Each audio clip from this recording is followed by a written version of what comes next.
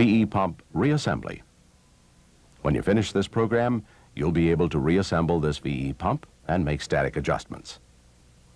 This is part 3 of a series brought to you by Bosch. Of course, you'll follow step-by-step written instructions. You start with a clean working environment. Before assembly, dip all parts in clean test oil. Begin by pressing the drive end oil seal into the housing. Next, using the correct mounting flange, secure the pump housing in a swivel vise. Turn the housing downward to insert the supply pump.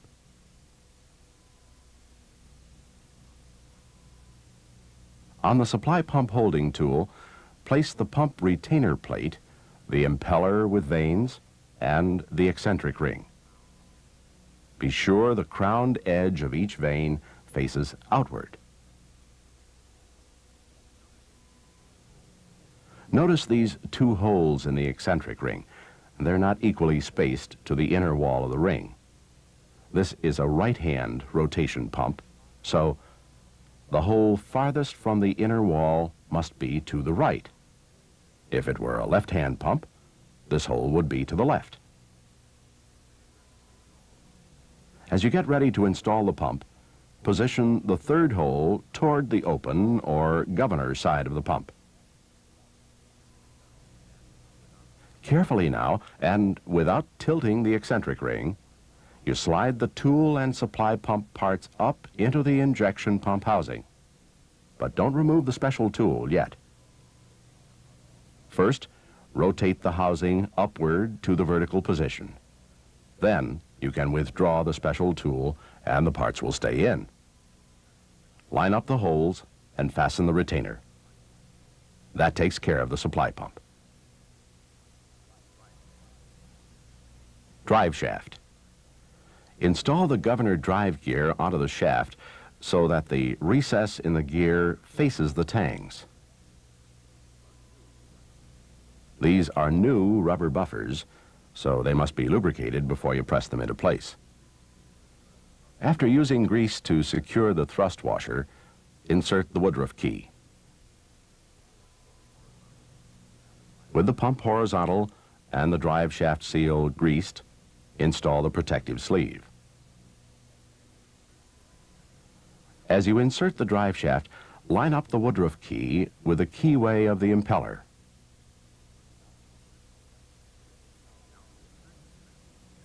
Now insert the connecting pin, hole end first, into the roller cage.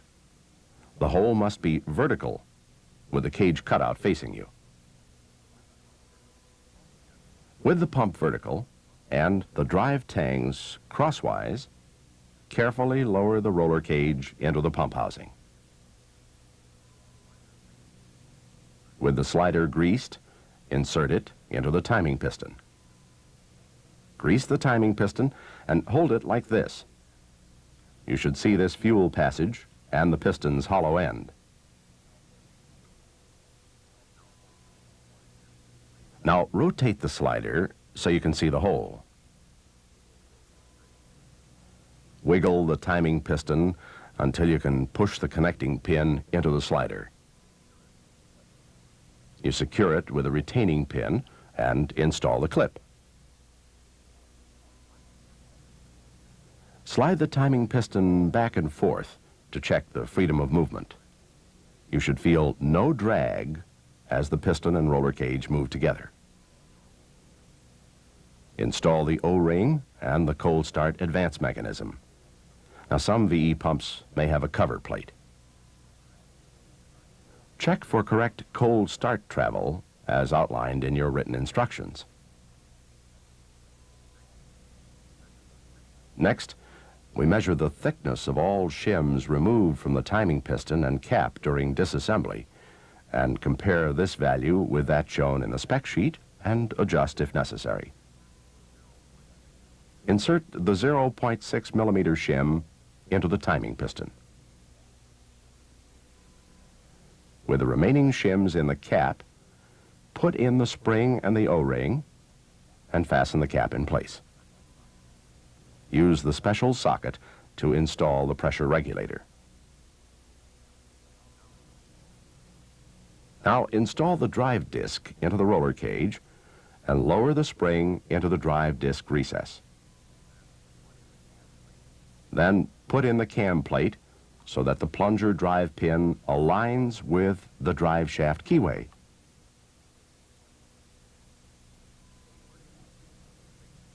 Put in the pre-stroke spacer, which you took out in disassembly.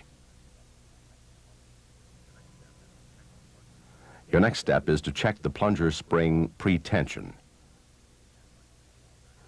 You begin by placing the guide pins into the distributor head, then put the previously used shims, spring seats, and plunger return springs into place. Now, slide the plunger assembly into the distributor head. As you can see, this includes the plunger shim, thrust washer, and spring seat.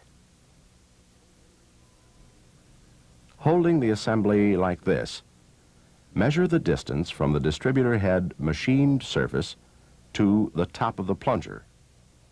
Now, to do this right, you'll have to keep all components in contact with one another without compressing the spring. On the spec sheet, compare this plunger spring pre-tension with the distance you measured. Adjust the shims between the guide pins and spring seats if necessary to correct this dimension. Use an equal size shim pack on each side. Plunger. To put in the metering sleeve, you'll have to remove this plunger assembly from the head. Notice that small hole in the metering sleeve? It should always face the plunger foot. Now lower this plunger assembly with the spacer, thrust washer, and spring seat onto the cam plate. Line up the drive pin with the slot in the plunger foot and be sure the pre-stroke shim is in place. Next, place return springs and the guide pins with spring seats and shims onto the lower spring seat. When you install the governor lever assembly, the ball stud fits into the metering sleeve socket. Install the governor support screws with their gaskets. Distributor head. With the distributor head clamped in brass jaws, install the stop solenoid. Line up the lower spring seat so that the guide pins match the head. Recheck that the ball is in the sleeve socket. Grease these compression springs before you put them in place. That way they won't fall out when you turn the head over. Now, without cocking, lower the head onto the plunger and slide it into the housing. As you wiggle the governor lever, watch that the metering sleeve does move. That way you're sure the ball has engaged the sleeve socket. Temporarily, and using just 2 screws, secure the head to the housing, leaving off the bracket. For zero pre-stroke pumps, you'll want to check the plunger BDC position with a dial indicator. Watch the dial indicator as you rotate the plunger to bottom dead center.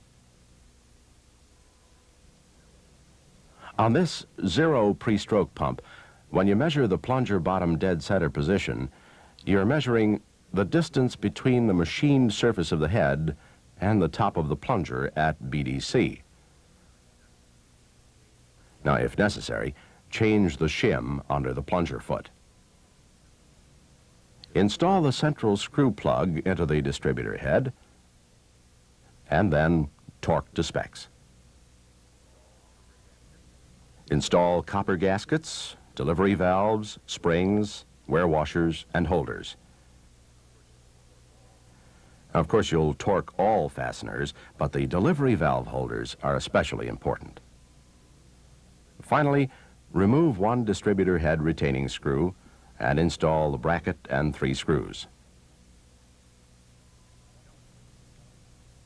Governor. Start by placing the governor shim and thrust washer into the housing.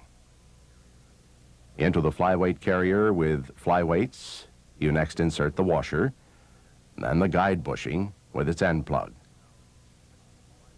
Now place the flyweight assembly in the housing and install the governor shaft into the housing until you can measure the correct dimension from the housing surface to the end of the governor shaft.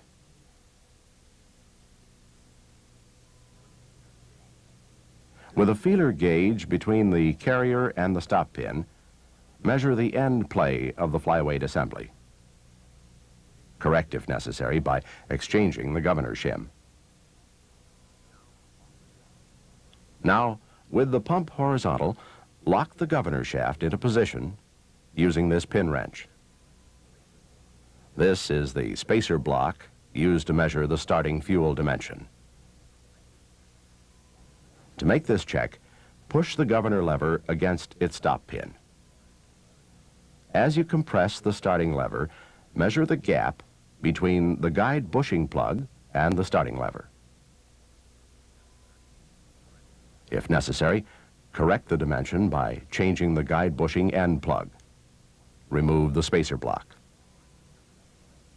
Slide the governor spring assembly shaft into the governor lever. Install the idling spring. Then fasten with the C-clip. Cover. Install the gasket in the injection pump cover. Offset the control lever shaft to the left of this spring assembly. Now push the control lever shaft up through the cover, but be careful to avoid damage to the O-ring or bushing. Fasten the cover to the pump housing.